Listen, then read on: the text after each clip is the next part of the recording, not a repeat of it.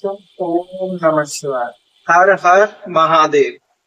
आज हम बात कर रहे हैं समुद्र मंथन और नीलकंठ की कहानी। सावन से क्या संबंध है? नीलकंठ की कहानी और जो समुद्र मंथन है इनसे हमारा क्या संबंध है सावन से? तो नमस्कार दोस्तों।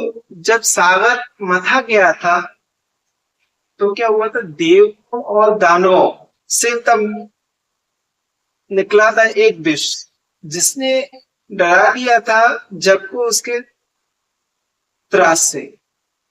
जब समुद्र मंथन हुआ, समुद्र मंथन में सबसे पहले विष निकला तो उससे देवता और दानव दोनों ही डर गए क्योंकि पूरी सृष्टि में हाहाकार मच गया था। इस बीच में ये थी दोस्तों, ये कहानी है उस बलिदान की जिसने शिव को नीलकंठ बना दिया, और ये कहानी है उस श्रद्धा की जिसने सावन को अमर कर दिया। तो आज विस्तार से समझते हैं समुद्र मंथन और नीलकंठ की पूरी कथा और उसका सावन से क्या नाता है। तो कथा शुरू कर होती है उस समय से जब देवताओं को दुर्वासा ऋषि के श्राप से शक्तिहीन हो चुके थे। दुर्वासा जो ऋषि थे, दुर्वासा ऋषि ने देवताओं को श्राप दिया तो देवता क्या हुए? उसमें शक्ति न हो। तो दानवों का बल उस समय बढ़ता जा रहा था। तब भगवान विष्णु ने सुझाव दिया था कि क्षीर सागर को मथो, अमृत निकालो, शक्ति पाओ, फिर से दानवों को डालो, यानी कि आप समुद्र मंथन कीजिएगा।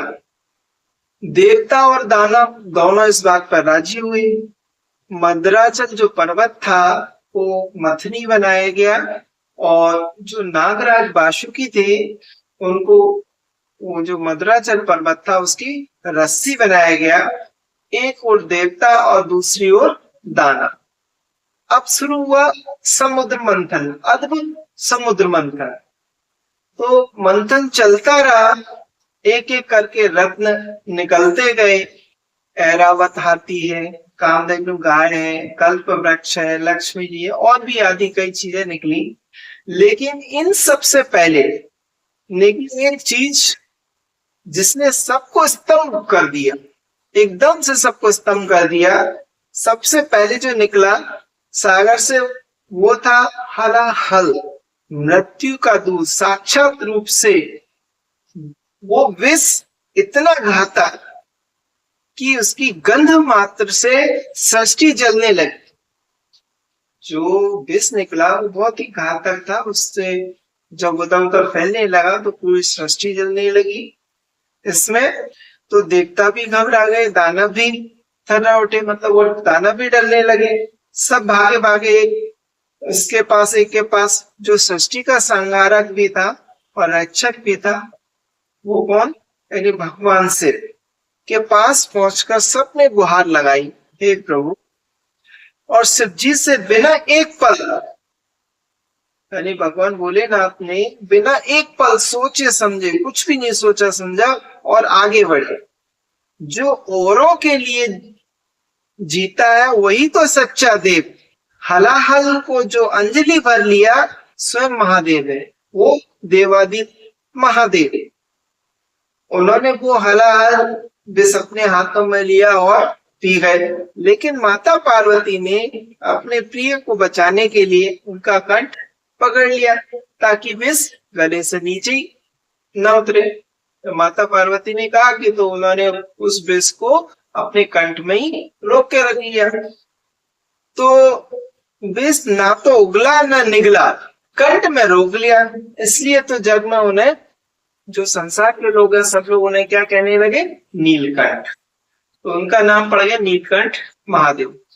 विष के प्रभाव से जो शिव जी का कंठ क्या हुआ? नीला पड़ा, तभी से वो कहलाए नीलकंठ महादेव। अब आती है इसलिए बात, इसका सावन से क्या नाता है। मान्यता है कि विष पीने के बाद भगवान शिव का शरीर अत्यंत तप्त हो गया। मतलब उन्होंने इतना जो विष लिया था, गले में धारण कर लिया उसको, तो उनका शरीर बहुत ही तप्त होने लगा, गर्म। उस पीड़ा को शांत करने के लिए देवताओं ने और स्वयं माता पार्वती ने उन्हें जल अर्पित किया। जो जल शिव के कंठ को शीतल कर पाए, वही परंपरा सावन में आज निभाई जाए। और कहते हैं ये घटना सावन के महीने में ही घटी थी, इसलिए इस महीने शिव भक्त शिवलिंग पर लगातार जल दूध अर्पित करते हैं, मानो आज भी वो अपने आराध्य की उस पीड़ा को शांत करना चाहते हो। कावड़िया जो लोग होते हैं कावड़ लाते हैं, कावड़ यात्रा की परंपरा भी यहीं से जन्मी मानी जाती है।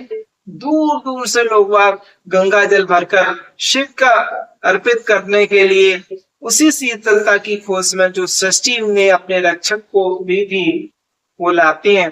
तो दोस्तों ये नीलकंठ की ये कथा सिर्फ एक पौराणिक प्रसंग नहीं है, ये त्याग की सबसे बड़ी मिसाल है। जिसने अमृत की चाह में हिस्सा नहीं मांगा पर विष पीने में सबसे आगे खड़ा हुआ, और जो और के लिए विष पी जाए वही सच्चा महान। जो कंठ में दर्द छुपाए फिर भी दे वरदान, हर बूंद जल की जो चढ़े उस नीलकंठ के दाम, वो बस जल नहीं सड़ता है सावन का हर का। तो दोस्तों ये थी आपकी सावन की कथा, नीलकंठ महादेव की कथा से रिलेटेड जानकारी। तो अगर आपको ये कथा अच्छी लगी हो तो वीडियो को लाइक कीजिए, चैनल को सब्सक्राइब कीजिए और कमेंट में लिखिए हर हर महादेव।